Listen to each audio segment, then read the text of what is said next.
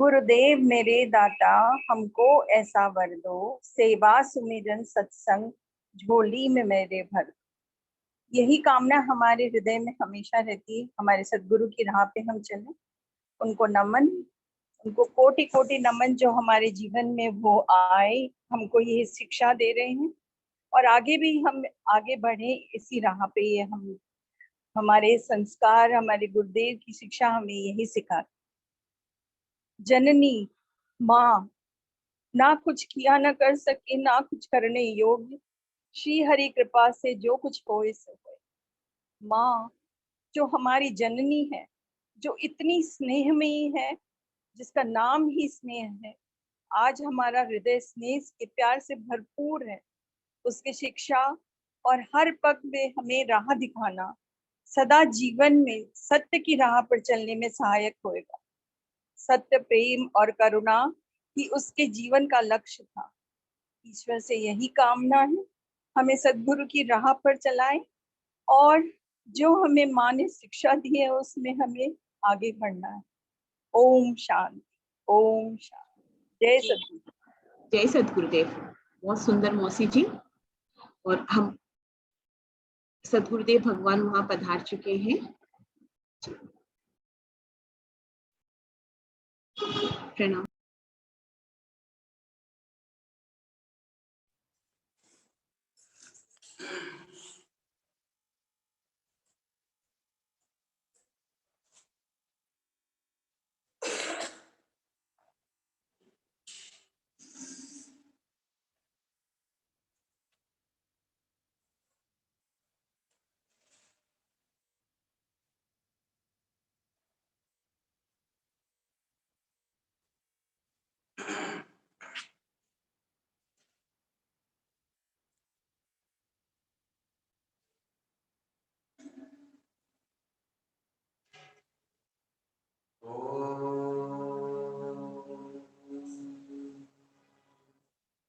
श्री परमात्मने नमः।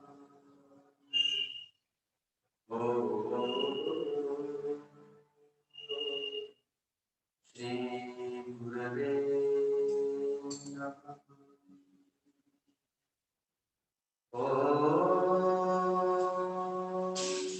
श्री गणेशाय नमः।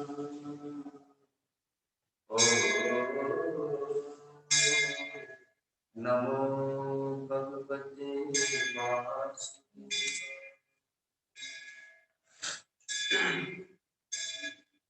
गुरुर्ब्रह्मा गुरुर्विष्णु गुरुर्देवो महेश्वरः। गुरुर्साक्षात् परं ब्रह्म तस्मै श्री गुरवे अखण्डमण्डलाकारं व्याप्तं येन चराचरं तत्पदं दर्शितं येन तस्मै श्री गुरवे नमः। ध्यानमूलं गुरुर्मूर्ति पूजामूलं गुरुर्पदम् मंत्रमूलं गुरुर्वाक्यं मोक्षमूलं गुरुकृपा मोक्षमूलं गुरुर्कृपा।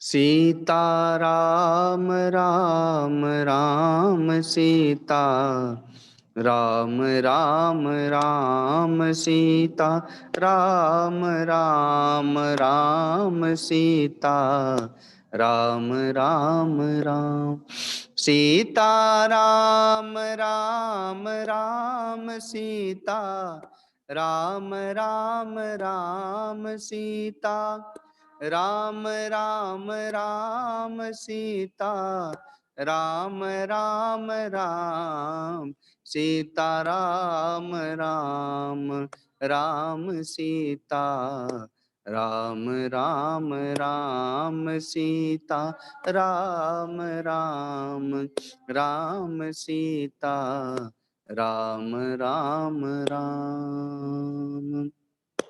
होई सोई जो राम रचि राखा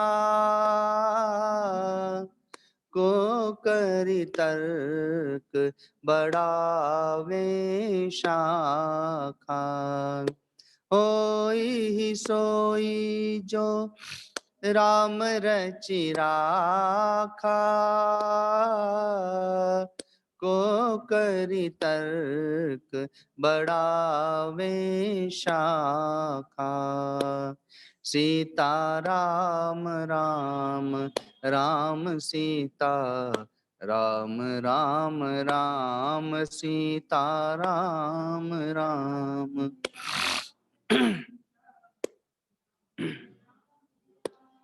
सीता राम राम राम सीता राम राम राम सीता राम राम राम सीता राम राम राम सीता राम राम राम सीता राम राम राम सीता राम राम राम सीता राम राम राम।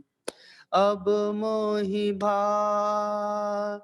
भरोसनु मनता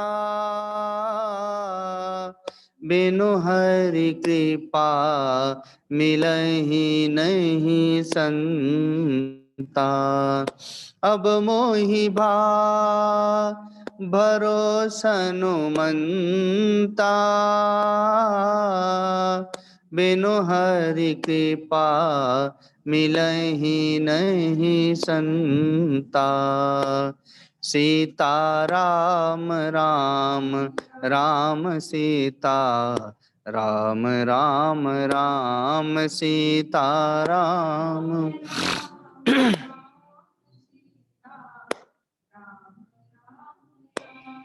सीता राम राम राम सीता राम राम राम सीता राम राम राम सीता राम राम राम सीता राम राम राम सीता राम राम राम सीता राम राम राम सीता राम राम राम।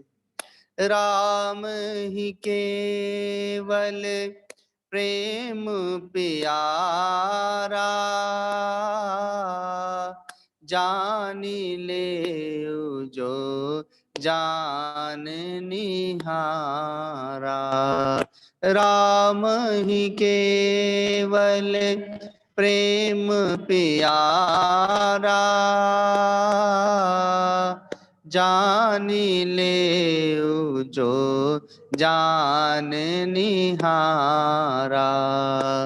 सीता राम राम राम सीता राम राम राम सीता राम राम राम सीता राम राम राम। सीता राम राम राम सीता राम राम राम सीता राम राम राम सीता राम राम राम सीता राम राम राम सीता राम राम राम सीता राम।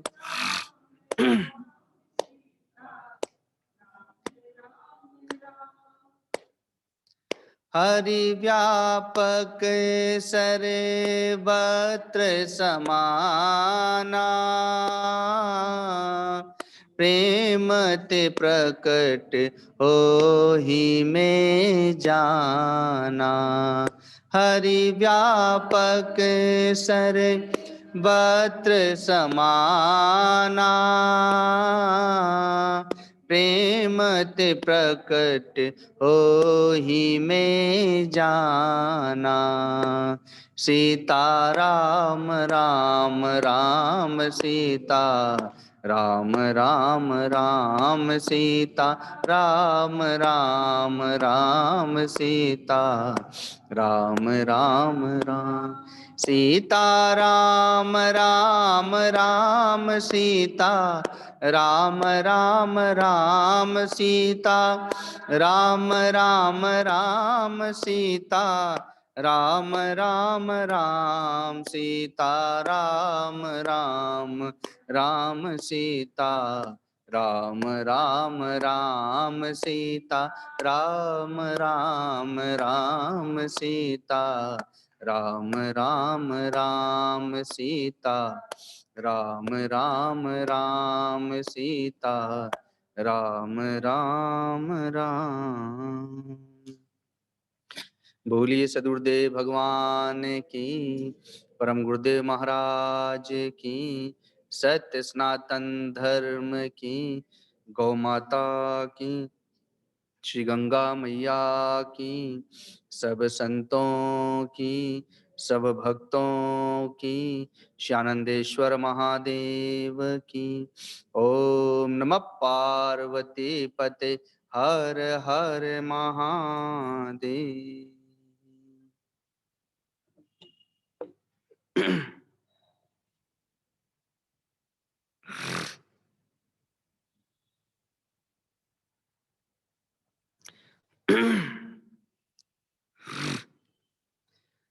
संसार में जितने भी पद हैं वे सभी पद अभिमान को देने वाले हैं। एक सेवक का पद ऐसा है जहां से निरभिमानता प्रारंभ होती है। हम कहीं भी जाते हैं तो अपने नाम, जाति और पद के माध्यम से जाने जाते हैं, लेकिन अध्यात्म प्रारंभ ही होता है अभिमान के त्याग से। इसीलिए मानस में आया है कि अस अभिमान जाई जनि भोरे, मैं सेवक रघुपति पति मोरे।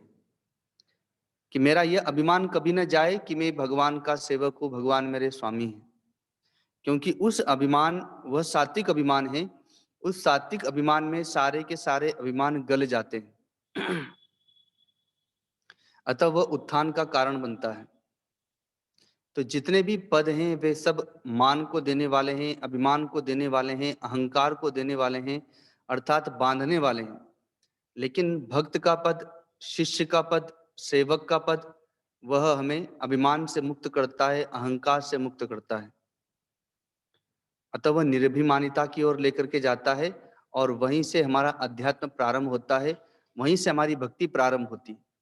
इसीलिए हमेशा कहा जाता है कि सद्गुरु प्राप्त होने के उपरांत आपने जितना भी जोग जप तप साधन किया, भक्ति की, उसका फल आपको मिला सद्गुरु की प्राप्ति। क्योंकि आपने किसी अभिमान से युक्त होकर के साधना की है। लेकिन जब आपको सद्गुरु की प्राप्ति हो गई, अब आप जो साधन करेंगे वह आपकी मुक्ति का कारण बनेगा, क्योंकि वहां पर अभिमान नहीं है। गुरुपद पंकज सेवा तीसरी भक्ति अमान। आपको गुरु की आज्ञा का पालन करना है, आपके गुरु की चरणों की सेवा करना है, आपको गुरु की भक्ति करना है, लेकिन तीसरी भक्ति अमान, वहां पर अमान शब्द है बिना अभिमान के। निरभिमान होकर के उनकी आज्ञा का पालन करना है, निरभिमान होकर के साधना करनी है। श्रीमद् भागवत महापुराण में उत्तंक ऋषि हैं जिन्होंने कठोर तप किया, साधनाएं की। महाभारत में भी प्रसंग आया है। भगवान जब शांति दूत बन करके जा रहे हैं उस समय मार्ग में मिले थे उत्तंक ऋषि, और फिर उसके उपरांत महाभारत युद्ध के समाप्ति पर मिले तो भगवान को शाप देने लगे थे कि आप चाहते तो युद्ध को टाल सकते थे, लेकिन आपने ऐसा नहीं किया, अतः मैं आपको शाप दूंगा। तो उनको अपनी साधना का, अपनी तपस्या का अभिमान था। जब वे साधना कर रहे थे, तपस्या करते करते वर्ष बीत गए, वर्षों बीत गए, जब भगवान प्रकट हुए तो भगवान नारायण प्रकट हुए, वरदान मांगने को कहा कि मांगिए, क्या वरदान मांगते हैं। उत्तंग ऋषि मुस्कुराते हुए कहते हैं कि वरदान, अब तो मैं स्वयं ही वरदान देने की सामर्थ्य वाला हो गया, तो अब मैं आपसे क्या वरदान मांगू। जब वरदान की आवश्यकता थी तब तो आप आए नहीं, और अब जब स्वयं रिद्धि सिद्धियां मेरे पास प्रकट हो गई, तपस्या करके मैं खुद ही शाप और वर देने की सामर्थ्य वाला हो गया, तो अब आपसे क्या वर मांगू। अब तो आप वर मांगिए मुझसे, मैं आपको वर दे सकता हूँ। भगवान बहुत मुस्कुराए कि बताओ, आज तक संसार में ऐसा भक्त तो हमें मिला ही नहीं, सब हमसे वर मांगते हैं, पर हमसे आज तक किसी ने नहीं कहा कि आप वर मांग लीजिए। तो यदि ऐसा है तो चलो मैं आपसे वर मांगता हूँ, कम से कम कोई तो मिला मुझे कुछ देने वाला। अन्यथा सब तो मुझसे मांगने वाले ही मिलते हैं। तो आप मुझे वर दीजिए कि जिस पृथ्वी पर आपने बैठ करके तपस्या की है, उस पृथ्वी का ऋण मुझे मेरा चुका दीजिए, क्योंकि पृथ्वी मेरी है। जिस सूर्य के प्रकाश में आपने तप किया है, तो लोग बिजली का बिल भरते हैं, तो आप मेरा बिल दे दीजिए सूर्य के प्रकाश में जो आपने तप किया है। आपने जो वायु और जल को ग्रहण करके तपस्या की है, यहाँ के कंदमूल फल को खा करके तपस्या की है, तो उन सब का ऋण चुका दीजिए। तो उत्तंक मुनि नतमस्तक हो गए, उनके नेत्र खुल गए, प्रज्ञा चक्षु खुल गए कि तप का भी अभिमान होता है। तो मैं इस अभिमान में बंध गया था।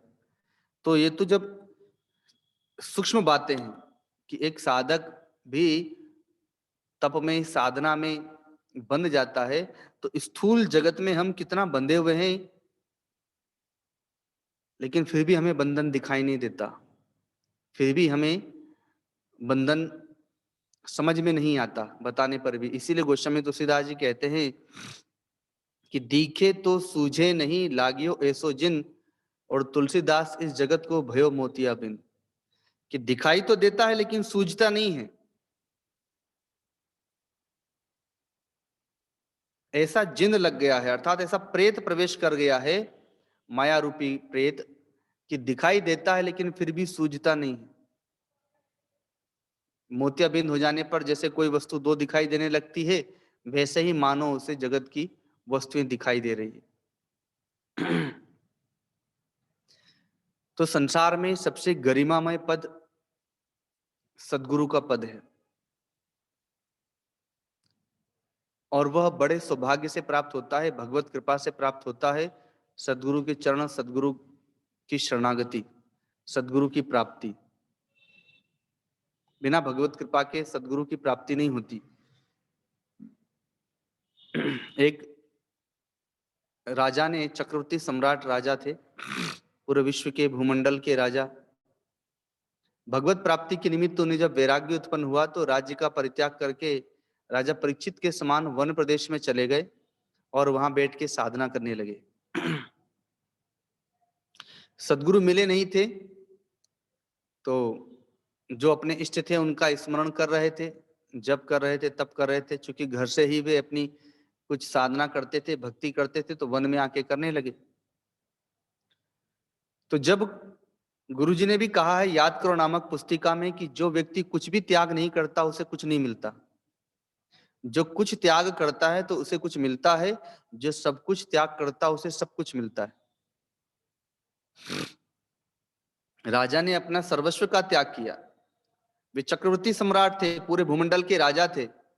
तो कोई अपने घर का त्याग करे, छोटी सी धन संपत्ति का त्याग करे तो बड़ी बात नहीं, लेकिन जो पूरे भूमंडल का राजा है, छोटे मोटे बहुत से राजा महाराजा जिसके चरणों में मस्तक झुकाते हैं, अपार संपत्ति, परिवार, ऐश्वर्य, पद प्रतिष्ठा, सबका परित्याग करके जब वन में गए तो अपार पुण्य प्रकट हो गया, अपार पुण्य प्राप्त हो गया। और जैसे ही पुण्य प्रकट होता है तो देवताओं में विचार उत्पन्न होने लगता है, वे परीक्षा लेने लगते हैं। स्वयं देवराज इंद्र परीक्षा लेने के लिए आ गए भेष बदल करके। कहते हैं कि हे महाराज, आपने इतना बड़ा त्याग किया, ऐसा त्याग तो कोई दुर्लभ ऋषि ही करते हैं। आप तो निश्चित रूप से गृहस्थ आश्रम में ऋषि ही हैं। अतः चलिए मैं आपको स्वर्ग ले चलता हूं। आपने जो त्याग किया है उसका इतना पुण्य प्राप्त हुआ है कि आप सशरीर स्वर्ग चल सकते हैं, इतना आपको पुण्य मिल गया है। अतः आप वहीं चले, मेरे स्वर्ग की शोभा बढ़ाएं। आप जैसे ऋषियों से, त्यागियों से मेरे स्वर्ग की शोभा बढ़ेगी। उस राजा ने, जो अब राजर्षि हो गए थे, वन में आ गए थे, तो पूछा आपके स्वर्ग में क्या क्या विशेषताएं हैं जो यहां पर नहीं है। तो कहते हैं कि हमारे स्वर्ग में शरीर बूढ़ा नहीं होता, रोगी नहीं होता, अन्य प्रकार की आधियां व्याधियां उत्पन्न नहीं होती शरीर में, सुंदर रहता है, दिव्य रहता है, और जो मनोकामनाएं होती हैं वो दिव्य वस्तुएं, दिव्य विषय वहां पर प्रकट होते रहते हैं। जो इच्छाएं होंगी संकल्प करते ही पूर्ण हो जाएंगी। कहा कि अच्छा, तो ये तो आपने अच्छाई बताई, कुछ बुराइयां भी है क्या वहां पर? कहा बुराइयां तो नहीं है, लेकिन एक दो बातें ऐसी है कि जैसे कोई व्यक्ति के पास में कम पुण्य है, किसी के पास में बहुत ज्यादा पुण्य है, तो वहां पर भी कैटेगरी है, अर्थात वहां पर भी स्तर है। ये इस स्वर्ग में रहेगा, वो उस उच्च कोटि के स्वर्ग में रहेगा, अर्थात उसे और दिव्य भोग मिलेंगे, दिव्य वस्तुएं मिलेंगी। जैसे होटल में कोई जाए तो कोई 5 स्टार में, कोई 7 स्टार में जाता है, तो जितना उसके पास जब तक पैसा है तब तक वो रहता है, पैसा समाप्त होने पर निकाल दिया जाता है, और जो जितना धनवान पद प्रतिष्ठा वाला है उसका वहां पर उतना ही मान सम्मान होता है। तो वैसी ही बात है, जब तक आपका पुण्य रहेगा आपको वहां रखा जाएगा, पुण्य समाप्त होने पर आपको उस स्वर्ग से भी हटना पड़ेगा, और वहां पर ये राग द्वेष चलते हैं। तो संत ने कहा कि यदि ऐसा है कि वहां पर भी राग द्वेषी है, तो यहां तो हमारे राज्य में, हमारे पृथ्वी में तो मेरे लिए कोई राग द्वेष नहीं है। क्योंकि संसार में, अर्थात इस पृथ्वी लोक में, इस मृत्यु लोक में सबसे बड़ा पद है संत का पद, सबसे बड़ा पद है गुरु का पद। कि भगवान भी साक्षात जब अवतार लेकर के आते हैं तो वे सदगुरु को नमन करते हैं, सदगुरु के पास जाते हैं, शिक्षा प्राप्त करते हैं। तो ये सबसे गरिमापूर्ण पद है। लेकिन सबसे गरिमापूर्ण पद होने के साथ साथ ये सबसे भार युक्त पद है। भक्त का, शिष्य का, मुक्ति का सारा भार सदगुरु के कंधों पर ही होता है। हमेशा मैं दृष्टांत देता भी रहता हूं कि एक महात्मा अपने भक्तों के साथ नदी में स्नान करने के लिए गए। थोड़ी दूरी पर भक्तगण स्नान कर रहे थे, महात्मा जल में प्रवेश करके स्नान करने लगे। जल में बड़ा वेग था, एक बिच्छू बहता हुआ जा रहा था, वे उसे निकालने का प्रयत्न करते हैं हाथ में लेकर के, लेकिन बिच्छू समझता है कि ये मुझे मारना चाहते हैं, तो वो डंक मार देता है, हाथ से गिर जाता है। महात्मा फिर उठाते हैं, फिर बाहर निकालने का प्रयत्न करते हैं, वो फिर डंक मार देता है। 2-4 बार ऐसा हुआ। भक्तों ने कहा कि महाराज, जब ये आपको बार बार डंक मार ही देता है तो फिर इसको क्यों निकाल रहे हैं आप? तो कहते हैं कि जब बिच्छू का स्वभाव है डंक मारना, और वह अपने स्वभाव का परित्याग नहीं कर रहा है, तो मैं अपने स्वभाव का परित्याग कैसे कर सकता हूं? क्योंकि संत का स्वभाव है डूबते हुओं को मुक्त करना, अर्थात बाहर निकालना, उबारना। ये संसार रूपी नदी में सभी डूब रहे हैं, सभी बहे जा रहे हैं। इस नदी में बड़ा वेग है और बाहर निकलना भी चाहते हैं, मुक्त होना चाहते हैं, लेकिन इसमें इतना वेग है कि वे अपने से निकल नहीं पा रहे हैं। और जब कोई संत, जब कोई सदगुरु निकालना चाहता है तो वहां डंक मार देते हैं, लेकिन फिर भी वो अपना स्वभाव नहीं छोड़ते, क्योंकि उनका स्वभाव ही है डूबते हुए को बाहर निकालना, डूबते हुए को पार कर देना।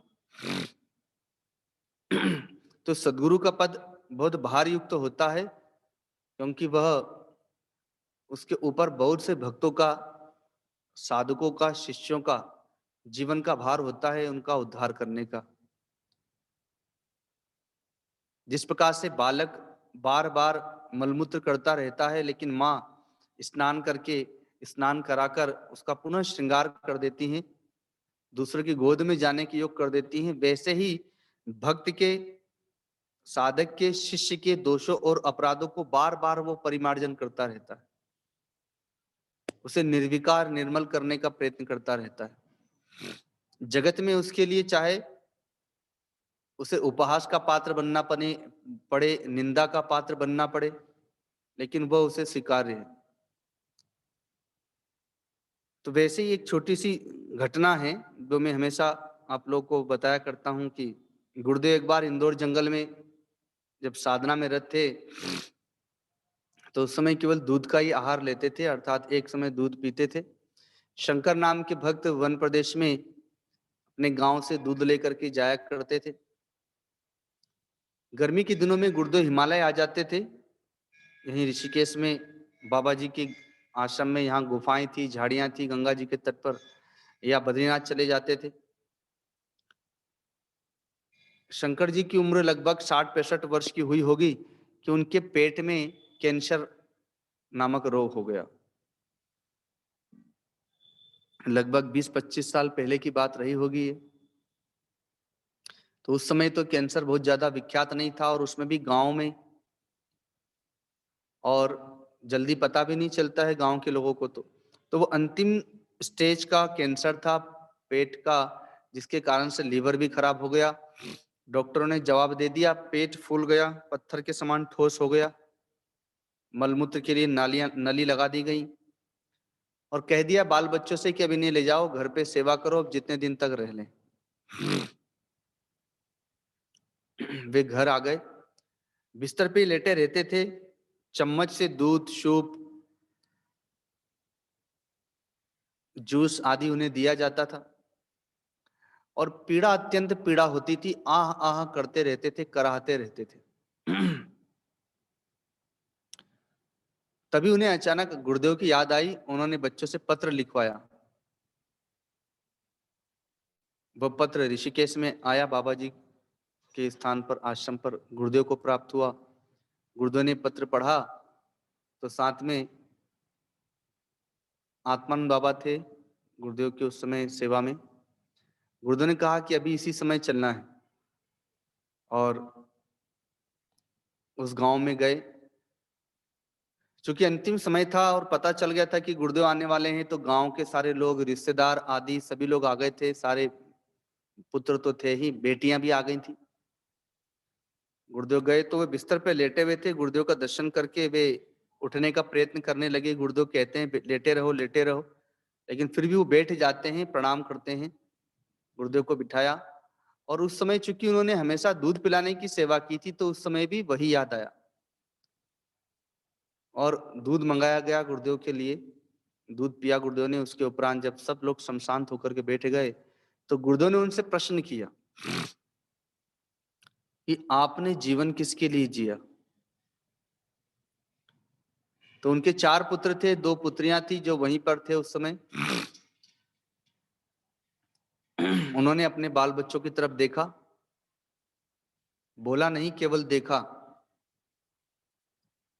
तो उसी से पता चलता है कि उन्होंने संकेत किया कि मैंने अपना जीवन इनके लिए जिया। गुरुदेव ने पूछा कि आपने अपना तन, अपना मन, अपना धन किनको दिया। तो भी उन्होंने अपने बाल बच्चों की तरफ ही देखा, अर्थात तन से उन्होंने सदा उन्हीं का पालन पोषण किया, मन भी उन्हीं में लगा करके रखा, और धन भी जो था वो अपने बच्चों में बंटवारा कर दिया, बांट दिया। तो गुरुदेव ने कहा कि आपने अपना तन, मन, धन, अपना जीवन जब इन्हीं को समर्पित कर दिया है, तो अपना रोग भी इन्हीं को दे दो, अपना रोग भी इन्हीं को बांट दो। तुम्हें जो पीड़ा हो रही है, आह आह कर रहे हो, कराह रहे हो, तो ये कष्ट 4 भागों में बट जाएगा, तो पीड़ा कम हो जाएगी।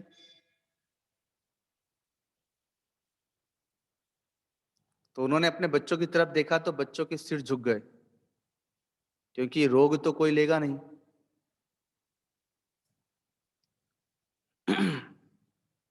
गुरुदेव ने कहा कि आपने अपना सब कुछ दे दिया, लेकिन फिर भी आपका रोग तो आपको ही भोगना पड़ेगा। ये कोई नहीं लेंगे। और जो भोग ही नहीं ले सकते हैं, जो आपका रोग ही नहीं ले सकते हैं, जो आपका कष्ट ही नहीं ले सकते हैं, तो आपकी मुक्ति की तो फिर बात ही नहीं कर सकते वो कि आपकी मुक्ति हो जाए या वे आपको मुक्त कर दें। लेकिन आपने अपने सदगुरु को न तन दिया है, न मन दिया है, न धन दिया है, न जीवन दिया है। आपने केवल दूध पिलाने की सेवा की थी। आप प्रेम से, भाव से, गांव से जंगल में आते थे, दूध पिलाने की सेवा करते थे। तो आपका सदगुरु आपका उद्धार करेगा, आपका रोग लेगा, आपको मुक्ति प्रदान करेगा। हाथ उठाइए और प्रतिज्ञा कीजिए कि मैं संन्यास लेता हूं, अर्थात आज से मैं संसार और परिवार को किसी की ओर नहीं देखूंगा। मेरा जो भी जीवन बचा हुआ है, चाहे वो 4 दिन का हो, 6 दिन का हो या कुछ महीनों का ही क्यों ना हो,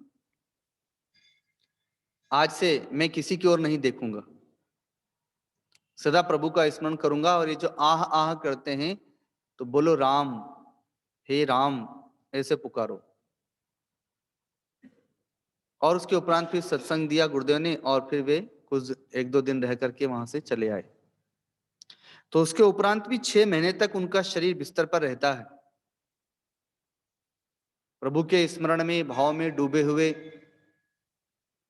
6 महीने उनके व्यतीत होते हैं। वही चम्मच से ही दूध, सूप या जूस उन्हें दिया जाता रहा। पेट में कैंसर भी ज्यों का त्यों ही रहा, लेकिन जो दर्द था, जो कष्ट था, वह समाप्त हो गया था। तो शरीर अब अपने कारण में जा रहा था और वे प्रभु के स्मरण में जा रहे थे।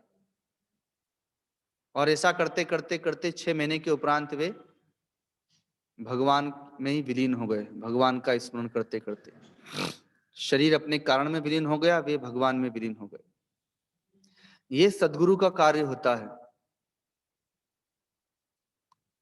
कि अपने भक्त को येन केन प्रकार किस प्रकार से वे मुक्ति प्रदान करें, वे किस प्रकार से प्रभु स्मरण करते हुए भक्ति की सद्गति हो जाए, ऐसा वे प्रयत्न करते रहते हैं।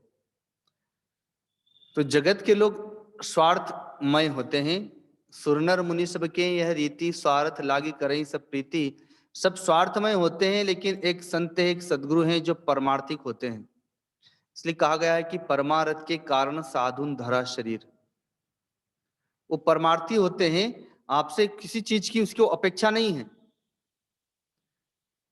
लेकिन बदले में आपको मुक्ति देते हैं, आपको भक्ति देते हैं, आपको ज्ञान देते हैं। और सबकी कीमत है, लेकिन भक्ति की कोई कीमत नहीं। धन से भक्ति खरीदी नहीं जा सकती, ज्ञान खरीदा नहीं जा सकता, मुक्ति खरीदी नहीं जा सकती। और इससे कीमती कोई वस्तु नहीं है, लेकिन वो ऐसे ही प्रदान करते रहते हैं केवल समर्पित भक्तों को। जो शरणागत हो जाते हैं, जो समर्पित हो जाते हैं, तो वो उन्हें ऐसे ही प्रदान करते रहते हैं। भक्ति, ज्ञान और मुक्ति ऐसे ही प्रदान करते रहते हैं। तो ऐसे गरिमामय पद, गौरवपूर्ण पद पर संत प्रतिष्ठित रहते हैं, सद्गुरु प्रतिष्ठित रहते हैं। इसीलिए बिना भगवत कृपा के संत नहीं मिलते। जब भगवान की अतिशय कृपा होती है तब सद्गुरु मिलते हैं। आप घर में अगर भगवान के लिए जीवन जीने लगे तो आपके पास या तो घर में ही सद्गुरु भेज दिया जाएगा और या आपको सद्गुरु के पास भेज दिया जाएगा। रांची में गुरुजी की परम प्रिय भक्त रही कांताबाई। शरीर में कुछ वर्ष पूर्व कैंसर नामक रोग हो गया था, सभी जानते ही हैं। इलाज किया गया, डॉक्टरों ने भी देखा, कीमो नामक, जो कीमो जिसे कहते हैं कैंसर में लिया जाता है, पहले उन्हें दवाइयां दी गई और कहा कि इससे प्रयत्न करते हैं कि वह कंट्रोल में हो जाए। तो वे ऐसी गुरु की भक्त रही कि वे अपने जहां भी घर पर थी तो घर पर ही गुरु की चरणोदक लेती थी। अब वे किस चीज का लेती थी ये तो मैंने कभी पूछा नहीं, लेकिन उन्होंने ही बताया, परिवार वालों ने बताया कि उसे ही वो प्रसाद समझ करके, दवाई समझ करके ग्रहण करती थी और बिना कीमो के ही शरीर स्वस्थ हो गया था। अर्थात वह कैंसर नामक रोग जो था वह भी दब गया था और कुछ वर्षों तक शरीर और रहा। डॉक्टर भी आश्चर्यचकित थे कि ये सब कैसे क्या हो रहा है, कौन चीज की दवाई है या किसके प्रभाव से ये इतनी स्वस्थ हो रही है। और उनका जो कुछ वर्षों का जो समय बीता वह केवल भक्ति भाव वाला था। वो अलग ही बात समझ में आती थी कि अब ये संसार वाली नहीं रह गई, अब यह केवल गुरु की होकर के रह गई हैं, अब यह केवल भगवान की होकर के रह गई हैं। जैसे अभी हरिद्वार में सुरेश अग्रवाल जी की धर्मपत्नी मीनाबाई, जो बाबा जी गीताकांड बाबा जी की परम प्रिय शिष्याओं में एक है, जो हम लोग की ऑनलाइन कार्यक्रम को सब देखती हैं। रितु मोढ़ा उनकी माँ है। तो अभी वे आई थी तो बता रही थी रितु जी कि अब माँ पहले वाली माँ नहीं रह गई, अब लगता है कि वो अब अलग हट गई, संसार से, स्वजनों से, शरीर से अलग हो गई। इस साथ में रहने से भी बोलचाल भाषा आदि से पता चलता है। उनके शरीर में भी रोग है, तो शरीर में रोग है लेकिन वो अपने शरीर को त्याग करके ही अलग हो गई, अर्थात शरीर से अनासक्त हो गई, जगत से अनासक्त हो गई, अर्थात पहले ही शरीर से और जगत से मुक्त हो गई। तो वैसे ही कांताबाई जो कुछ समय के लिए रहती भी हैं तो वह इतनी भक्ति भाव से परिपूर्ण होकर के रहती हैं कि जगत से और स्वजन भाई बांधवों से वो पृथक हो गई। और इसका प्रमाण है कि जब महामारी में उनकी एकलौती बेटी चली गई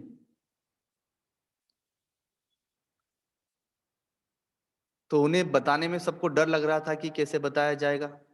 उस समय उनका भी शरीर अस्वस्थ था। जब धीरे धीरे शरीर स्वस्थ हुआ तब उन्हें बाल बच्चों ने मिल करके और पवन लोधा जी ने जो उनके भाई हैं उन्हें धीरे धीरे धीरे बताना शुरू किया। और जैसे ही सारी बातें बताई तो वो कहती हैं कि ओ, वो तो अब मेरी बेटी कहाँ रह गई थी, वो तो अब पराई की बेटी हो गई थी, मैंने तो उसे दान कर दिया था, जिसे कन्यादान कहते हैं। और मेरी एक बेटी थोड़ी है, मेरी तो दो बेटियां पहले ही हैं, अब तो तुम ही मेरी बेटियां हो। अर्थात जो दो बहुएं हैं उनके लिए कहते हैं कि अब तो तुम ही मेरी बेटियां हो। जो पराये घर से दान में आई हैं, कन्यादान में, तो अब तो तुम मेरी बेटियां हो, उसे तो मैंने दान कर दिया था, तो अब वो मेरी बेटी नहीं थी। तो सभी लोग आश्चर्यचकित हो जाते हैं कि जो हम लोग 15-20 दिनों से बात छिपाए हुए थे, डरते रहते थे कि माँ को कैसे बताएंगे, लगता है कि माँ को उसमें बड़ी प्रीति थी, बड़ी आसक्ति थी, एकलौती बेटी थी और अपने घर के पास में उसका घर बनवा करके रखा गया था उसे कि मैं सदा देखती रहूंगी, उसका ध्यान रखूंगी। और जब वह चली गई तो इतनी सहजता से इस बात को स्वीकार करती हैं कि वो मेरी बेटी नहीं बल्कि मेरी बेटियां तो तुम लोग हो। आज मैं बीमार हूं या जो भी हूं तो सेवा तो तुम ही लोग करोगी। तो सब आश्चर्यचकित हो गए थे कि हम लोगों ने कल्पना भी नहीं की थी कि माँ भीतर से इतनी विरक्त है। तो ये भक्ति का प्रताप है। भक्ति आसक्ति रूपी मल को धो देती है और पता भी नहीं चलता। जब हम दीपक जलाते हैं, जैसे भी दीपावली आएगी तो दीपक जलाएंगे, हवा जब चलती है तो दीपक बुझने का भय रहता है, रक्षा करना पड़ती है। तेल समाप्त हो जाएगा तो दीपक बुझ जाएगा, और भी कई चीजों से रक्षा करना पड़ती है। लेकिन मणि अगर कहीं पर है तो जब वो प्रकाशित होती है तो न उसे तेल की आवश्यकता है और न वो हवा से बुझने का उसका भय है। तो भक्ति वही मणि के समान है। जिसके हृदय में भगवान की भक्ति है, जिसके हृदय में गुरु की भक्ति है, वो मणि के समान प्रकाशित होती है और वो अंधकार रूपी मल को, आसक्ति रूपी मल को धो देती है और पता भी नहीं चलता। भक्ति से आसक्ति रूपी मल धुल जाता है। इसीलिए भक्तों की अभिलाषा है। क्या अभिलाषा है? कि इतना तो करना स्वामी, जब प्राण तन से निकले, गोविंद नाम लेकर, गोपाल नाम लेकर, फिर प्राण तन से निकले, इतना तो करना स्वामी। श्री गंगा जी का तट हो या यमुना का वंशीवट हो, श्री गंगा जी का तट हो या यमुना का वंशीवट हो, मेरा सांवरा निकट हो, मेरा सांवरा निकट हो। जब प्राण तन से निकले, इतना तो करना स्वामी।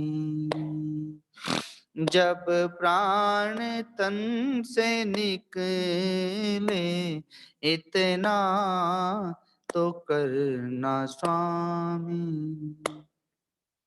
श्री वृंदावन स्थल हो,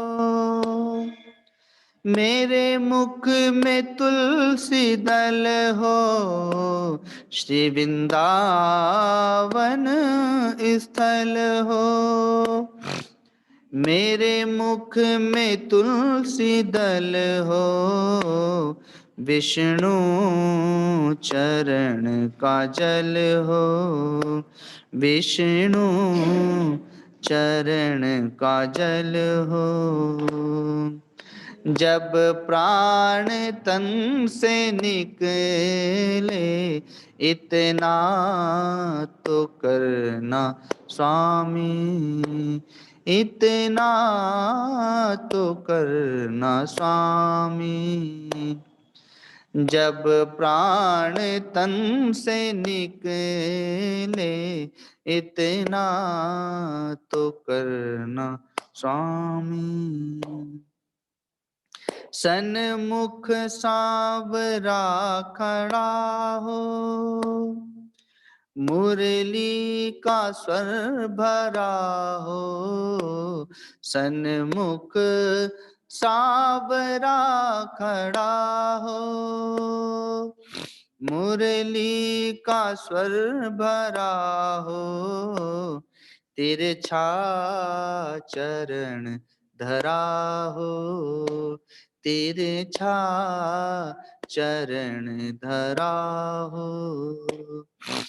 जब प्राण तन से निकले, इतना तो करना स्वामी, इतना तो करना। सिर सोहना मुकुट हो, मुखड़े पे काली लट हो, सिर सोहना मुकुट हो, मुखड़े पे काली लट हो, यही ध्यान मेरे घट हो, यही ध्यान मेरे घट हो। जब प्राण तन से निकले, इतना तो करना स्वामी, इतना तो करना स्वामी। जब कंठ प्राण आवे, कोई रोग ना सतावे, जब कंठ प्राण आवे, कोई रोग ना सतावे, यमदर्शना दिखावे, यमदर्शना दिखावे। जब प्राण तन से निकले, इतना तो करना स्वामी, इतना तो करना स्वामी। मेरा प्राण निकले सुख से, तेरा नाम निकले मुख से। मेरा प्राण निकले सुख से, तेरा नाम निकले मुख से।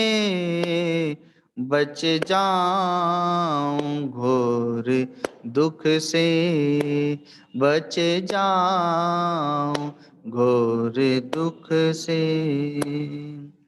जब प्राण तन से निकले, इतना तो करना स्वामी, इतना तो करना स्वामी। यह नेक सी अरज है, मानो तो क्या हरज है। यह नेक सी अरज है, मानो तो क्या हरज है।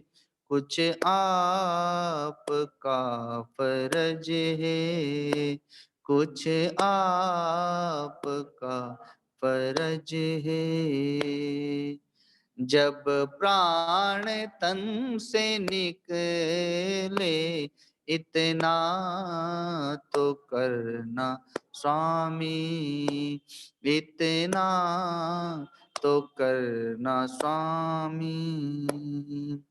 जब प्राण तन से निकले, गोविंद नाम लेकर, गोपाल नाम लेकर। फिर प्राण तन से निकले, इतना तो करना स्वामी, इतना तो करना स्वामी। गोविंद नाम लेकर, गोपाल नाम लेकर, गोविंद नाम लेकर। फिर प्राण तन से निकले, इतना तो करना स्वामी, इतना तो करना स्वामी, इतना तो करना स्वामी। बोलिए सदगुरुदेव भगवान की। एक भक्त की अभिलाषा है, जब भगवान श्री राम ने वाली का वध किया, सुग्रीव वाली में जब युद्ध हो रहा था, तो भगवान ने बाण चलाया, वाली छटपटाता हुआ गिर जाता है। भगवान नजदीक गए तो पहले तो भगवान को उलाहना देता है, मैं बेरी सुग्रीव प्यारा, नाथ कवन भात हेतु मोहि मारा, आदि आदि। जब भगवान ने धर्म की बातें बताई तो चेतना जागृत हुई, वह शरण में आ गया भगवान के प्रति, और अपने पुत्र अंगद को भी समर्पित किया। भगवान ने कहा कि मैं ये बाण निकाल देता हूं और तुम्हें पुनः जीवन प्रदान कर देता हूं। बाली कहता है कि प्रभु फिर ऐसा अवसर नहीं मिलेगा। जन्मत मरत दुसह दुख होई, जन्मते मरते समय दुसह दुख होता है। जन्म जन्म मुनि जतन कराही, अंत राम कही आवत नहीं। जन्म जन्म से यत्न करते रहने पर भी अंत में भगवान याद नहीं आते। बड़े सौभाग्य का विषय है कि आप साक्षात मेरे सामने विराजमान हैं, आपका स्मरण मेरे हृदय में है। तो ऐसा सौभाग्य फिर मुझे दोबारा नहीं मिलेगा, इसलिए अब मैं जीवन धारण नहीं करना चाहता। तो ये भक्ति की अभिलाषा रहती है कि जब वह अंतिम समय में शरीर का परित्याग करे तो उसकी चेतना, उसकी स्मृति में कौन हो। तो वैसे ही स्नेहलता बाई, जो बड़ी ही भावमयी थी, प्रेममयी थी, श्रद्धामयी थी, करुणामयी थी और विनोदमयी थी, सदा भाव से परिपूर्ण रहती थी, प्रेम से परिपूर्ण रहती थी, प्रेम का ही मार्ग दिखाती थी, श्रद्धा का ही मार्ग दिखाती थी, श्रद्धा से परिपूर्ण थी, करुणा से परिपूर्ण थी। उनके पास जो भी आता था, दीनहीन, गरीब आदि, या उनकी सखियां, उनके अन्य रिश्तेदार, उनके दुख को देख करके दुखी हो जाती थी, दूसरों के दुख से दुखी हो जाती थी, इतनी करुणामय थी। दूसरों के दुखों को दूर करने का प्रयत्न करती थी, चाहे तन से हो, मन से हो, धन से हो, चाहे जैसे भी हो। दूसरे के दुख को देख करके दुखी हो जाती थी, ऐसी करुणामयी थी। और विनोदमयी भी थी, अर्थात शरीर बिस्तर पर है, अंतिम क्षण है, लेकिन फिर भी विनोद करती थी, फिर भी हंसी मजाक करती थी। तो चित्त जब स्पंदनशील होता है, अर्थात जब चित्त शुद्ध होता है, तो चित्त शुद्ध होता है तो स्पंदनशील होता है। जब स्पंदनशील होता है तो चूंकि जगत से अनासक्त हो जाता है, इस कारण से विनोदमय रहता है। तो जैसे जब से महामारी आई थी तो वे बिस्तर पर ही थी, उस समय भी 2 वर्ष तो हो ही गए थे उनको। तो जब फोन पर बात होती थी तो कहती थी कि चारों ओर एक ऐसी बीमारी आ गई है, सब पूरा बॉम्बे बंद हो गया है, पूरा भारत, पूरा विश्व बंद हो गया है। तो मैं कहता था कि आप तो ऐसे भी क्वारंटाइन ही हैं, 2 साल से तो ऐसे ही कमरे में बंद रहती हैं और बिस्तर में ही रहती हैं, तो आपको तो कोई फर्क नहीं पड़ता है, बल्कि अब सब आपके जैसे ही क्वारंटाइन हो गए। और उनको हमेशा ऑक्सीजन नाक में नलियां लगी रहती थी। तो मैं कहता था कि देखिए, अब पहले केवल आपको ऑक्सीजन की जरूरत थी, अब सबको ऑक्सीजन की जरूरत पड़ रही है। तो कहती थी हाँ कि अगल बगल में पड़ोस में कोरोना आ गया है, डर लगता है, इधर कोरोना आ गया है। तो मैं मजाक करता था कि आपको डरने की आवश्यकता नहीं, क्योंकि कोरोना जब आपके पास आएगा तो आपको ऊपर से वो देखता है कि ये बहुत भारी है, इनको कौन उठा के ले जाए, अभी औरों को लेकर के चलते हैं। तो बहुत हंसती थी, क्योंकि वो विनोदमयी थी, इस कारण से उनसे विनोद किया जाता था। तो दुख को भी उस विनोद के कारण से हंसी में ही वह उनके पल बीतते रहते थे, विनोद में पल बीतते रहते थे, भक्ति में पल बीतते रहते थे। उस दुख में, उस रोग में कभी ये नहीं कहती थी कि ओह मैं इतने कष्ट में हूं, अब मेरा शरीर कब पूरा हो जाए, या इस कष्ट से कब मुझे छुटकारा मिले, अब मैं जाऊं। ऐसा कभी उन्होंने दुख से दुखी होकर के नहीं कहा, बल्कि भक्ति की ही चर्चा करती थी और विनोदमय ही रहती थी, अर्थात हास्यमय रहती थी। जब वहाँ बॉम्बे आदि जाया करता था, तो शायद मैंने कल बताया भी था कि जब वहाँ जाया करता था तो कंधे पर मेरे हमेशा एक छोटा बैग रहता है, झोला,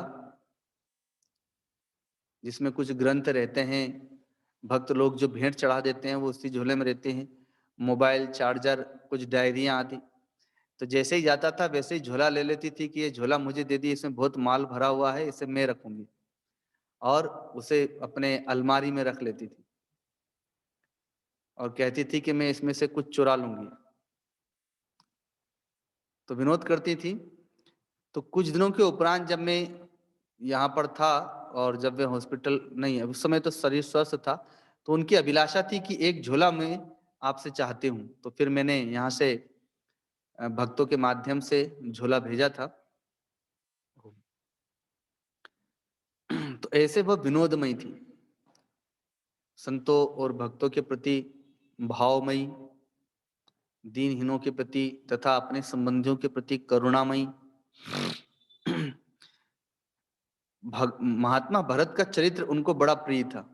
जब भी राम कथा होती थी तो कथा में हमेशा रोती रहती थी।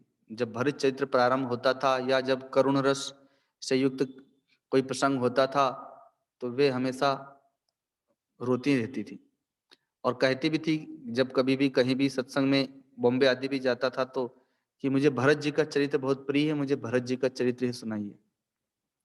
तो इसलिए चूंकि उन भरत जी के प्रति उनके मन में बड़ी अकाट्य श्रद्धा भक्ति थी, क्योंकि वे चाहती थी कि भरत जी के पास में जो भक्ति है वह भक्ति का अंश हमें भी प्राप्त हो जाए, गोपियों के पास में जो भक्ति है वह भक्ति का अंश हमें भी प्राप्त हो जाए। इसलिए बार बार उनके चरित्र को सुनना चाहती थी। तो इसलिए आज छोटे से प्रसंग के रूप में ही भरत जी के विषय में भी विचार करके चलते हैं। महात्मा भरत का जो जीवन है वो भगवान श्री राम के लिए, भगवान श्री राम जगत के लिए जीवन जीते हैं। भक्तों के लिए जीवन जीते हैं, लेकिन महात्मा भरत भगवान श्री राम के लिए जीवन जीते हैं। जो भगवान के लिए जीवन जीता है वो जगत में भक्त कहलाता है, जो भगवान के लिए जीवन जीता है वो जगत में संत कहलाता है। इसीलिए महात्मा भरत को संतों ने संत की उपाधि दी कि महात्मा भरत संत हैं, साधु हैं, साधु साधु साधु कह करके जय जयकार करते हैं उनके। महात्मा भरत को अपने माँ, अपने पिता, अपना राज्य, अपना जीवन, अपना शरीर से भी प्रिय भगवान श्री राम। इसलिए जब उन्हें ज्ञात होता है कि मां कैकेयी ने किस प्रकार से षड्यंत्र रचा, आधार मुझे बनाया और राज्य ले लिया और प्रभु श्री राम को 14 वर्ष के लिए वन में भेज दिया, तो मां कैकेयी को वे त्याग देते हैं। वे कहते हैं कि मन तो कर रहा है कि मैं आपको दंड दूं, लेकिन मैं आप पर हाथ नहीं उठा सकता, क्योंकि यदि मैंने आप पर हाथ उठा दिया, यदि आपको गालियां भी दी और प्रभु श्री राम को पता चल गया, तो वे मेरा परित्याग कर देंगे, क्योंकि वे आपको मां कहते हैं, आपको मां मानते हैं, अतः वे मेरा परित्याग कर देंगे। लेकिन फिर भी मैं इतना तो अवश्य कर सकता हूं कि मैं आपको त्याग दूंगा, मैं आपको त्याग करता हूं। आज के बाद मैं आपका पुत्र नहीं, मुझे पुत्र मत कहना, और आप मेरी मां नहीं, मैं आपको मां नहीं कहूंगा। आपको राजमाता बनने का शौक है, आपको रानी महारानी कहलाने का शौक है, तो आज से मैं आपको रानी ही कहूंगा, लेकिन मां नहीं कहूंगा। तो महात्मा भरत को प्रभु श्री राम इतने प्रिय हैं कि उन्होंने अपनी जन्म देने वाली मां का परित्याग कर दिया। पहले जब उन्हें ज्ञात होता है कि मेरे पिताश्री का स्वर्गवास हो गया, तो वे मूर्छित हो गए थे, विलाप कर रहे थे। लेकिन जैसे ही सुना कि प्रभु श्री राम का 14 वर्ष का वनवास हो गया और सारी घटनाक्रम को जब जाना, तो भरत ही बिसरे पितु मरण, भरत जी को वह दुख भी भूल गया जो पिता के मृत्यु के कारण से उन्हें प्राप्त हुआ था। अर्थात पिता से भी प्रिय प्रभु श्री राम हैं, क्योंकि वे उन्हें अपना इष्ट मानते हैं, अपना भगवान मानते हैं।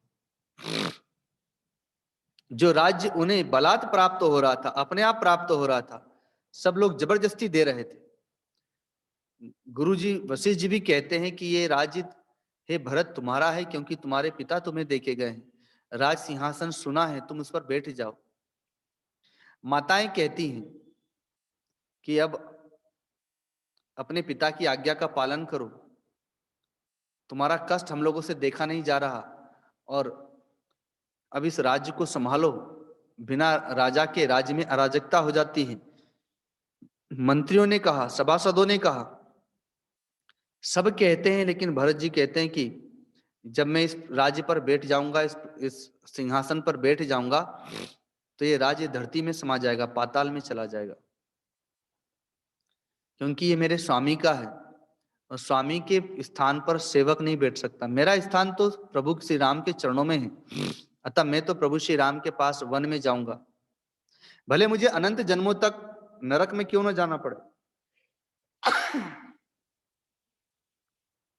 गुरु की आज्ञा की अवहेलना करने के कारण से, पिता और मां की आज्ञा की अवहेलना करने के कारण से, भले मुझे अनंत जन्मों तक नरक में क्यों न जाना पड़े, मुझे स्वीकार्य है, लेकिन मोरे शरण राम ही की पनही, मैं तो प्रभु श्री राम के चरणों की सेवा ही करूंगा। तो सभी बड़े प्रसन्न हो जाते हैं।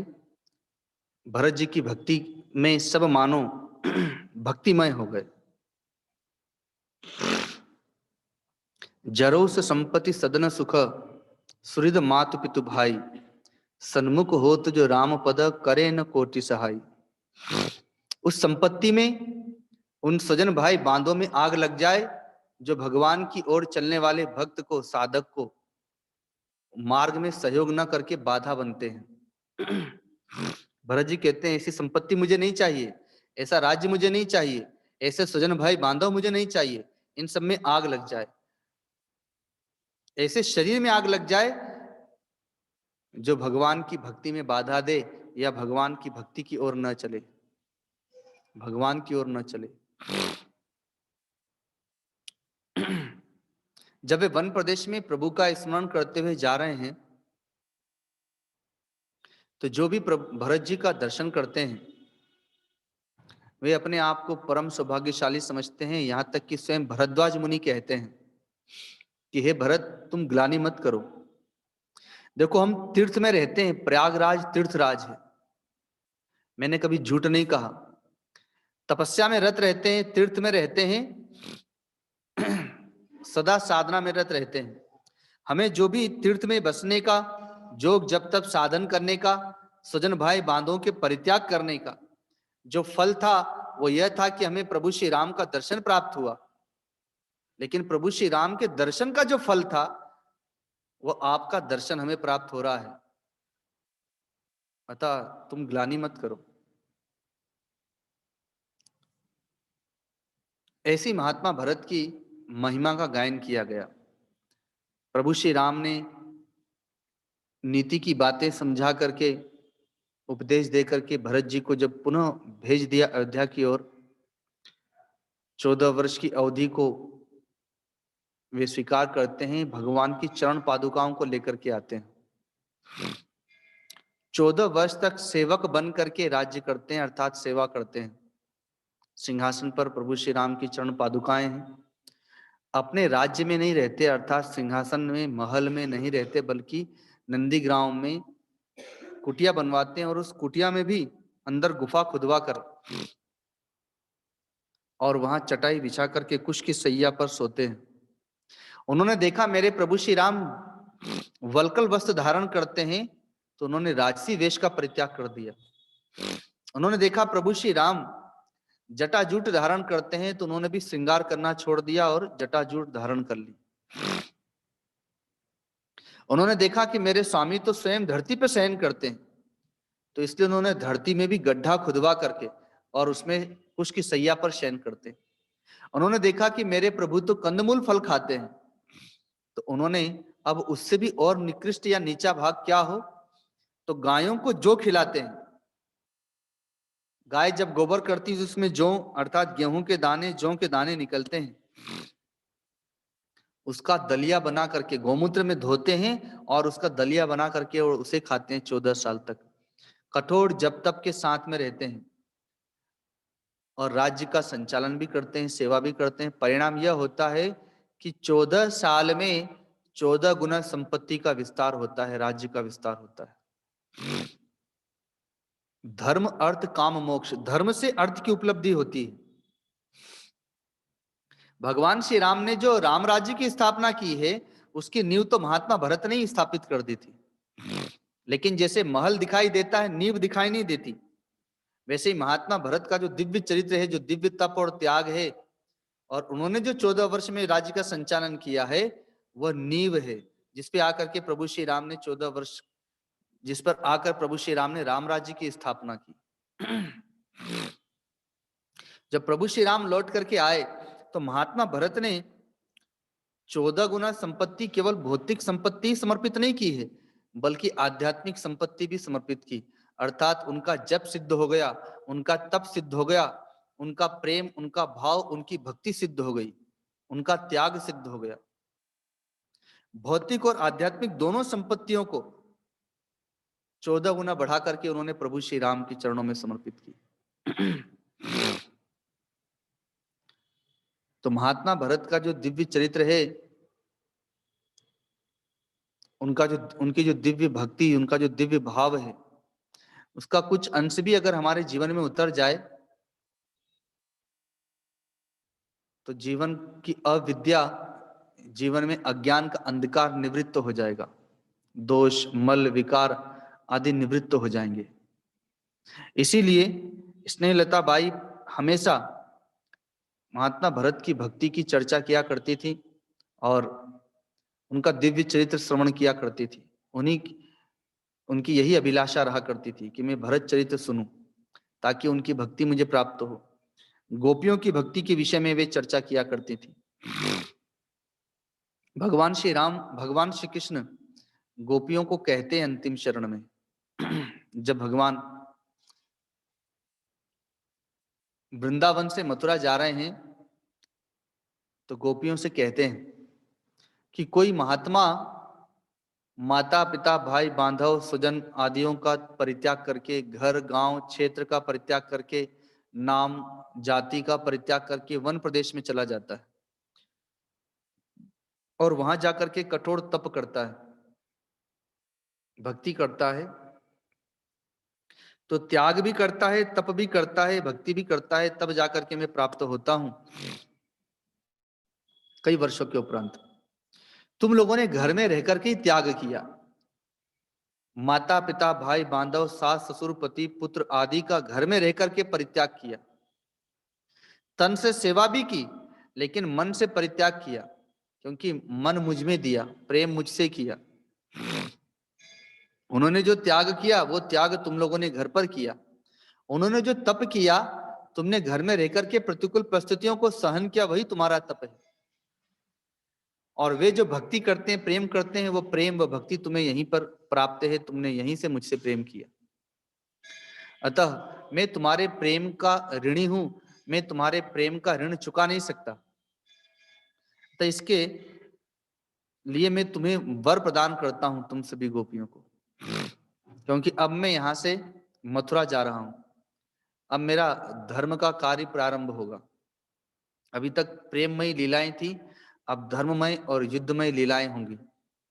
अतः मैं वर प्रदान करता हूं कि अभी तक मैं तुम लोगों के सामने क्रीड़ा किया करता था, लीलाएं किया करता था, तुम्हें दर्शन दिया करता था, लेकिन अब मैं तुम्हारे हृदय में विराजमान रहूंगा। तुम जब चाहे अपने हृदय में मुझे देखोगी। बाहर में हम भगवान की मूर्ति या तस्वीर की पूजा करते हैं, वह इसलिए कि वह हमारे जो इष्ट हैं, हमारा इष्ट जो हमने तस्वीर के रूप में, मूर्ति के रूप में रखा है और हम प्रतिदिन पूजा कर रहे हैं, वो पूजा करते करते करते वह इष्ट हमारे हृदय में विराजमान हो जाए। वह प्रभु की मूर्ति, वह प्रभु की तस्वीर हमारे हृदय में विराजमान हो जाए, इसके लिए बाहर प्रारंभ किया जाता है पूजा करना। भगवान वर दे देते हैं कि आज से मैं तुम्हारे हृदय में विराजमान रहूंगा। तो वैसे ही स्नेहलता बाई गोपियों की इसीलिए चर्चा किया करती थी कि उनकी वह प्रेममयी भक्ति, उनका वह जीवन चरित्र हमें प्राप्त हो। जिस प्रकार से उन्होंने भगवान को अपने हृदय में बिठाया, उनका चित्त कृष्णमय हो गया। जिस प्रकार महात्मा भरत का हृदय राममय हो गया, वैसे ही हमारा चित्त कृष्णमय हो जाए, हमारा हृदय राममय हो जाए, ऐसा वे प्रयत्न करती थी। और उसका परिणाम रूपी फल उन्हें प्राप्त भी हुआ कि उनका चित्त गोपालमय हो गया।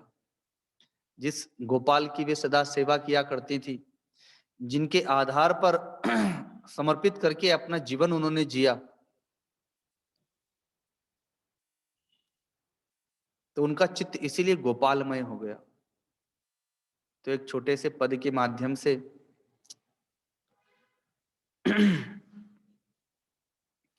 सखी नैनों में रामाए,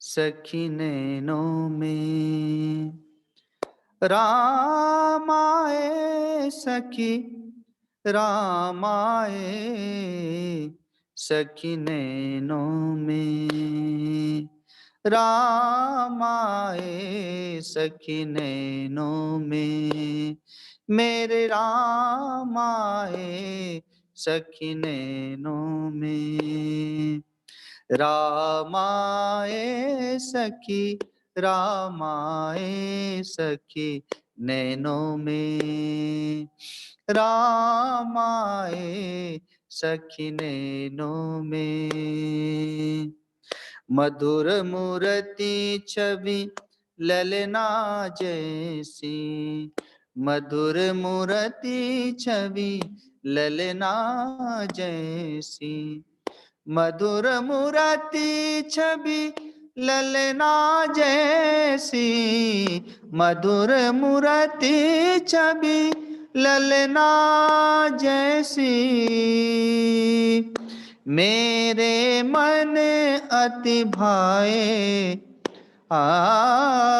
मेरे मन अति भाए, भाए सखी नैनों में, रामाए सखी नैनों में, रामाए सखी नैनों में। हृदय में बस गए मेरो मन लूटे, हृदय में बस गए मेरो मन लूटे, हृदय में बस गए मेरो मन लूटे, हृदय में बस गए मेरो मन लूटे, मेरो मन लूटे सखी मेरो मन लूटे, हृदय में बस गए मेरो मन लूटे, रोम रोम समाए, रोम रोम समाए सखी नैनों में, रामाए सखी नैनों में, रामाए सखी, रामाए सखी, रामाए सखी नैनों में, मेरे रामाए सखी नैनों में। मति भई पागल वाणी न बोले, मति भई पागल वाणी न बोले, मति भई पागल वाणी न बोले, मति भई पागल वाणी न बोले, ऐसी कैसी मन भाए सखी, ऐसी कैसी मन भाए सखी नैनों में, रामाए सखी नैनों में, रामाए सखी नैनों में। महाराज की इंद्रिय सखिया, महाराज की इंद्रिय सखिया, महाराज की इंद्रिय सखिया, महाराज की इंद्रिय सखिया, नाना करत भी आए सखी, नाना करत भी आए सखी नैनों में, मेरे राम आए सखी नैनों में, राम आए सखी, राम आए सखी, राम आए सखी, राम आए सखी नैनों में, मेरे राम आए सखी नैनों में, राम आए सखी नैनों में, सखी नैनों में। तो यहीं पर अपनी वाणी को सद्गुरुदेव भगवान के चरणों में ही समर्पित करते हैं। जो भी भक्तगण जूम पर इस कथा को श्रवण कर रहे हैं, तो वे सभी भक्तगण अपने स्थान से ही स्नेहलता बाई को श्रद्धांजलि समर्पित करेंगे। वे प्रेममयी, भावमयी, करुणामयी और विनोदमयी प्रभु का स्मरण करते हुए प्रभु के चरणों में विलीन हो गई। तो उनकी स्मृति आपके चित्त में बनी रहे, संजोई रहे। उनकी भक्ति, उनका प्रेम, उनका समर्पण जो प्रभु के प्रति था, वह आप सभी लोगों को प्राप्त हो, इसी शुभ आशीष के साथ में बोलिए सद्गुरुदेव भगवान की, परम गुरुदेव महाराज की, श्री सत्य सनातन धर्म की, गौ माता की, श्री गंगा मैया की, सब संतों की, सब भक्तों की, श्यानंदेश्वर महादेव की। ओम नमः पार्वती पते हर हर महादेव।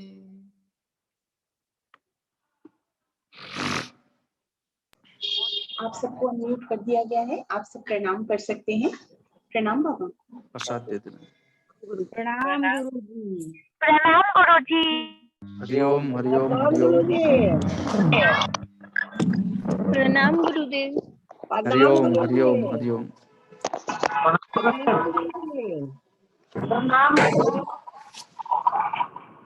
हरिओम हरिओम प्रणाम गुरुजी। हरिओम प्रणाम गुरुजी। हरिओम हाँ हरिओम भैया, प्रणाम गुरुजी। अरे परसों का भिंडी है, भिंडी में बोलेंगे। प्रणाम गुरुजी। प्रणाम नहीं खाओ तो छोड़ देना। लता दीदी देखो खराब तो है नहीं, देखो कोई नहीं खाओ। हरिओम हरिओम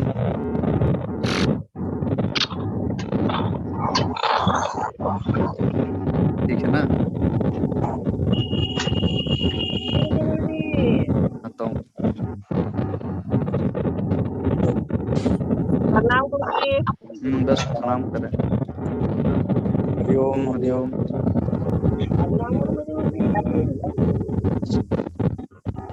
हरिओम। प्रणाम स्वामी जी।